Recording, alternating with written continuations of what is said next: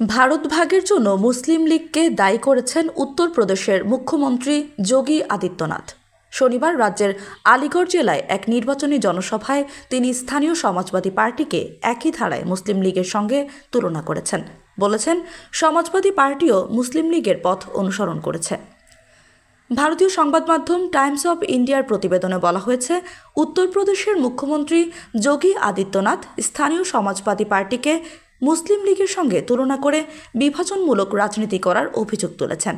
আলিগড় জেলার এক নির্বাচনী প্রচারণায় মুখ্যমন্ত্রী দাবি করেন, ভারতের বিভক্তির জন্য মুসলিম লীগ দায়ী, আর সমাজবাদী পার্টিও একই পথে হাঁটছেন।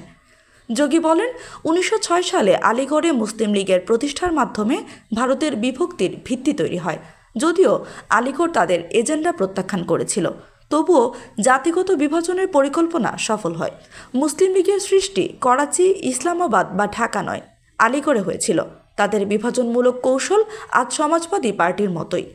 উত্তরপ্রদেশের মুখ্যমন্ত্রী আরও অভিযোগ করেন, সমাজবাদী পার্টি রাম মন্দির, দীপোৎসব, দেব দীপাবলি, সুষ্ঠু পরীক্ষা, উন্নয়ন প্রকল্প এবং দারিদ্র্যের কল্যাণমূলক প্রকল্পগুলোর বিরোধিতা করছে।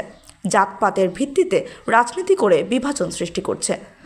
যোগী আদিত্যনাথ বলেন, এসপির শাসনামলে দলটির সঙ্গে যুক্ত বিপজ্জনক মাফিয়ারা নিরীহ হিন্দুদের ক্ষতি করত, তাদের সম্পত্তি দখল করত, ব্যবসায়ীদের অপহরণ করত, তাদের মেয়েদের হুমকি দিত, ধর্মীয় স্থান দখল করত এবং উৎসবগুলোতে বিঘ্ন ঘটাত।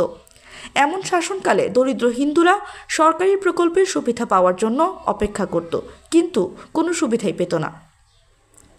সভায় তিনি আরও জানান, জেওয়ার বিমানবন্দর, ফিল্ম সিটি এবং টয় সিটির মতো উন্নয়ন প্রকল্প স্থানীয় জনগণকে উপকৃত করবে। তিনি কংগ্রেস ও এসপির আগের সরকারগুলোর সমালোচনা করে বলেন, তারা উন্নয়নে উপেক্ষা করেছে, ক্ষমতাকে ব্যক্তিগত সম্পত্তি হিসেবে দেখেছে এবং জনগণের কল্যাণের কথা ভাবেনি। এ সময় যোগী আদিত্যনাথ আলিগড়ে রাজা মহেন্দ্র প্রতাপ সিং বিশ্ববিদ্যালয় ও ডিফেন্স করিডোর স্থাপনের কথা উল্লেখ করেন।